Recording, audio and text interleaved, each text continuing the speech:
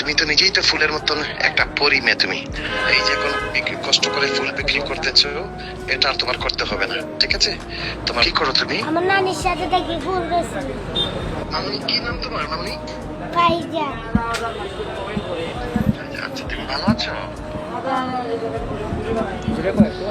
আচ্ছা, তোমার আম্মু আব্বু আছে?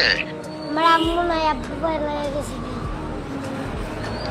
আচ্ছা, তুমি এখন কোথায় থাকো? কি করো তুমি? আমার নানির সাথে দেখি ফুল গেছে। তোমার নানির সাথে থাকো, ফুল বেচো? আচ্ছা, তুমি তো নিজেই তো ফুলের মতন একটা পরি মেয়ে। তুমি আচ্ছা শোনো, তোমার বয়স তোমার চেয়ে হচ্ছে 2 বছরে 3 বছরের ছোট হবে আমার মেয়ে, ঠিক আছে?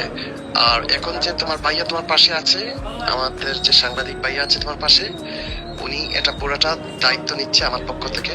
আমি যেটা করব, তোমাকে কিছুক্ষণের মধ্যে হয়তো কিছু অফিসাররা তোমাকে ডাকবে, তোমাকে বসাবে, তোমাকে চকলেট দিবে, খাওয়াবে, আর তোমার নানুর সাথেও কথা বলবে। এবং ইনশাল্লাহ যদি আল্লাহর হুকুম হয়, আমি তোমার যাতে তুমি এই কষ্ট আর না করতে পারো, এই যে এখন কষ্ট করে ফুল বিক্রি করতেছো, এটা আর তোমার করতে হবে না, ঠিক আছে?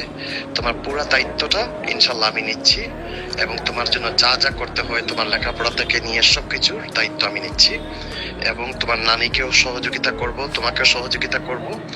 আর আমি চাই না যেন আমার মেয়েটা আর এইরকম কষ্ট করে, কারণ আমাদের সমাজটা যত সুন্দর, আমাদের সমাজটা হচ্ছে ততটুকু নোংরা, বুঝতে পারছো? সো আমি তোমার নিরাপত্তার চিন্তা করতেছি, এন্ড আমি পুরো রেসপন্সিবিলিটি, তোমার দায়িত্বটা নিচ্ছি। তোমার সাংবাদিক ভাই তোমাকে সবকিছু বুঝাই বলবে কিছু করে মধ্যে, ঠিক আছে? দেখছে। আর তুমি মা, তুমি আর এখন থেকে তুমি ইয়ে করো না আর।